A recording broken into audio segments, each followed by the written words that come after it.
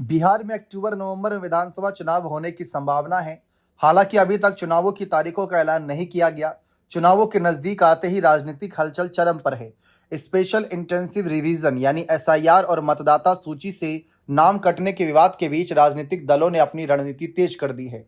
इस दौरान सी वोटर ने ताजा सर्वे जारी किया जो बताता है कि जनता के बीच किस नेता की लोकप्रियता बढ़ रही है और कौन पीछे छूट रहा है। सर्वे के मुताबिक ये चुनाव एनडीए बनाम इंडिया गठबंधन के साथ साथ स्वतंत्र चेहरे प्रशांत किशोर के लिए भी बड़ा अवसर साबित हो सकता है। इस बार के चुनाव को वोटर लिस्ट विवाद और एसआईआर ने दिलचस्प बना दिया। राहुल गांधी और तेजस्वी यादव भी वोटर्स अधिकार यात्रा के जरिए जनता के बीच लगातार संवाद कर रहे हैं। ऐसे में ये जानना बेहद अहम है कि जनता किसे सीएम के तौर पर देखना चाहती है। इसी को लेकर सी वोटर ने फरवरी, जून और अगस्त 2025 में 3 अलग-अलग सर्वे किए। अब इसी पर एक रिपोर्ट आपके सामने साझा करने वाला हूं। दरअसल नीतीश कुमार लंबे समय से बिहार की सियासत में अपना कद लगातार बनाए हुए हैं सीएम पद के लिए, और सीएम पद पर 20 साल तक बने रहना बहुत बड़ी बात है। लेकिन सी वोटर सर्वे बताता है कि उनकी लोकप्रियता में लगातार गिरावट आ रही है। फरवरी में 18% लोग उन्हें सीएम फेस के रूप में पसंद कर रहे थे। जून में यह आंकड़ा 18% पर टिका रहा, लेकिन अगस्त तक यह घटकर 15% रह गया।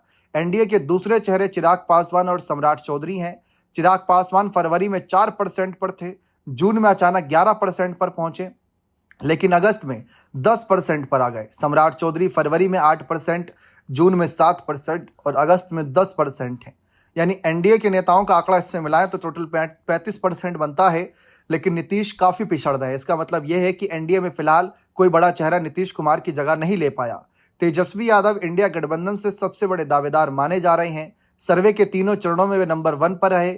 फरवरी में 41%, जून में 37% और अगस्त में सीधे 31% पर आ गए। इस तरह से उनकी लोकप्रियता में गिरावट दिख रही है, लेकिन इसके बावजूद वे नीतीश कुमार, चिराग पासवान और सम्राट चौधरी सभी पर भारी पड़ रही हैं। ये आंकड़े बताते हैं कि जनता का झुकाव अभी भी तेजस्वी यादव की ओर है, भले ही ग्राफ थोड़ा नीचे आया हो। सबसे दिलचस्प चेहरा प्रशांत किशोर का है।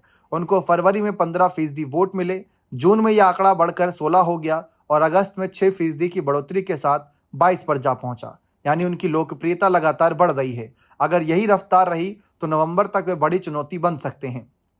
चूंकि वे किसी भी गठबंधन से नहीं जुड़े, इसलिए सवाल ये उठ रहा है कि वे किंग मेकर होंगे या खुद किंग बनने की कोशिश करेंगे। इस चुनावी माहौल में राहुल गांधी ने भी वोटर लिस्ट से नाम कटने और चुनाव आयोग की निष्पक्षता पर सवाल उठाए। एक सर्वे में 59% लोगों ने माना कि राहुल गांधी के आरोपों में दम नहीं। वहीं 67% लोगों ने कहा कि चुनाव आयोग को राहुल गांधी के सवालों का जवाब देना चाहिए।